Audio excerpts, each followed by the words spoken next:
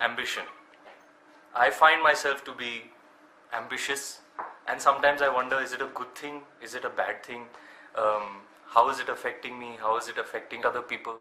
Well, Ranveer is saying he's very ambitious, but fortunately, he still kept his playfulness in his ambition, because generally ambitious people become…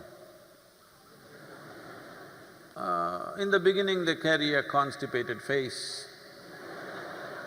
As life progresses, they will become grave, practicing the final pose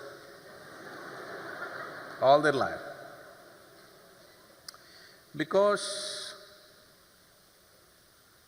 you make up something in your mind which you call as ambition, it's just a thought. Now you put so much of your life energy into it that your very life becomes about that one thought that you have. Believe me, no thought is worth investing your entire life, no thought.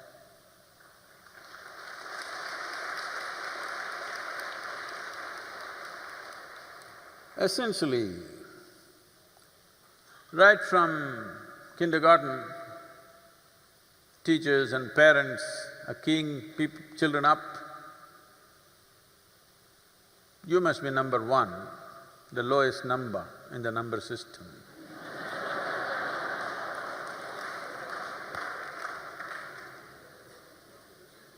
And this number one slowly translates into ambition. It may take on various forms, but essentially, number one will remain in the scheme of ambition. But the reason why people take to ambition is they do not know how else to propel themselves to success. How to propel myself to success without fixing a goal? This is the fundamental question. Is ambition right or wrong? It's neither right nor wrong, it's just very limited. Because what ambition can you have? Whatever you know right now, maybe multiplied by 10 is your ambition. If you're very brave, you will multiply by 100. If you're a little foolhardy, you will multiply it by 1,000,000. But it is just an expansion of what you already know. You cannot have an ambition about something that you do not know at all. If absolutely new possibilities need to happen in one's life, above all, if human genius has to unfold, it's very important that we do not create an ambitious world, but we create a very joyful and involved world.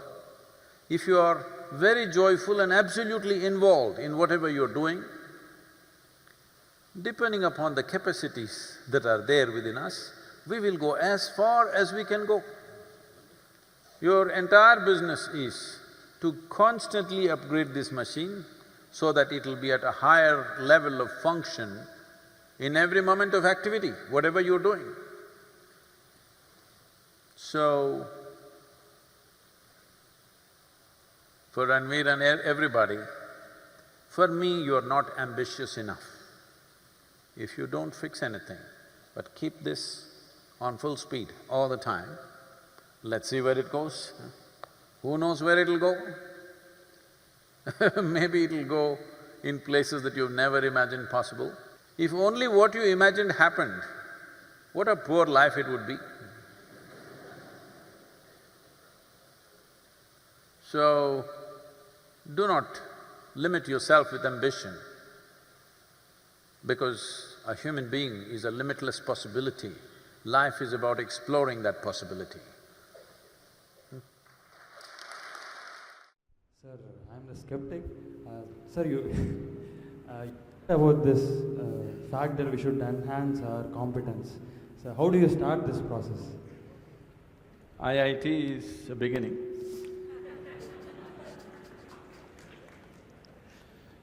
So, what are you skeptical about? You don't believe competence will work in this world, is it? Corruption is also a certain kind of competence, anyway. That was supposed to be a joke. Huh? That was supposed to be a joke. Okay, that's supposed to be a joke. So, now, how do I enhance my competence? See, let's say you want to run on the field, let's say you want to run a race, you want to run 100 meters. It is not running that you have to work on right now, you have to work on your legs and lungs and muscle and everything, isn't it so? So, if you want to become a great engineer, yes, definitely an institute like this is crucial on one level. But any number of people might have come here and gone, not all of them became great engineers. Though they might have produced hundreds of great engineers, still not all of them will become, simply because of their own individual attitudes and competence and whatever else, isn't it? So, whatever the institute can do for you, it is doing. One foremost thing that you need to do is to enhance your own physical and mental capabilities. Because if you want to be a good engineer, you need a working brain. Just having a degree of engineering may be a passport to a job, but it is not a passport to success, isn't it? So to have a working brain, which the engineering degree will not freeze. Usually lots of degrees, when people acquire degrees, they freeze their brains. They think they can… now they have finished using it and now they can rest it for the rest of their lives. It is not so. This is only to enhance your capability.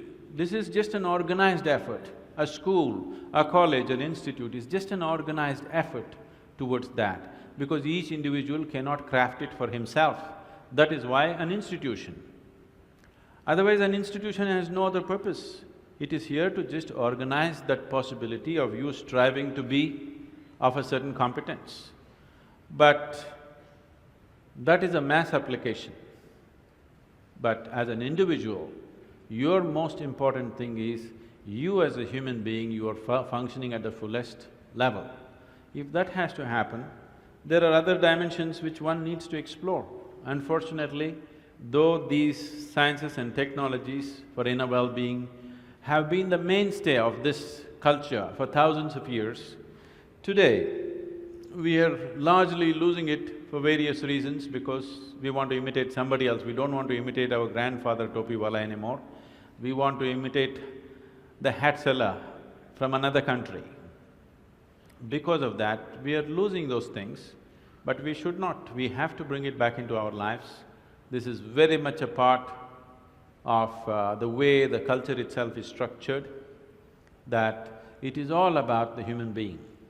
See, this is the only culture which talks about, which even an illiterate person in this culture is aware of, that you can actually evolve to another dimension of existence. Even if I go into a village and talk to an illiterate peasant who has not read anything, who doesn't know anything, who's not heard any of this stuff, even to him if I go, he will not ask me, give me a golden horse or something, he'll say, "Enakku mukti venum Swami."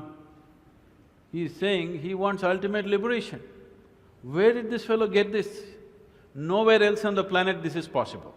Nowhere else on this planet is it possible that an illiterate person is thinking that he can break his present dimension of existence and go to another place, whatever that place is. So, this was bred into our culture so deep, we should not lose it. It was not just the idea, there are technologies to become free. If you became free from the process of your body and the process of your mind, if you can sit outside of it and work it, you would work it brilliantly, do you understand? You would be able to use this body and use this mind only when you are able to not treat it as myself. These are powerful instruments in your life. These instruments can be employed the way you want it, only when you have an outside access to it. Right now, you are a phenomenal computer, but you don't know where the keyboard is. When you can't think, you scratch this spot, that's not where it is.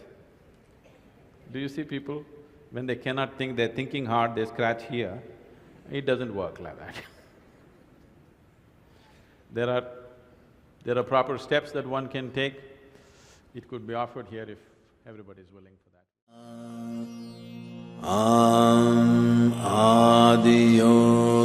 Adiyogishaya Namaha.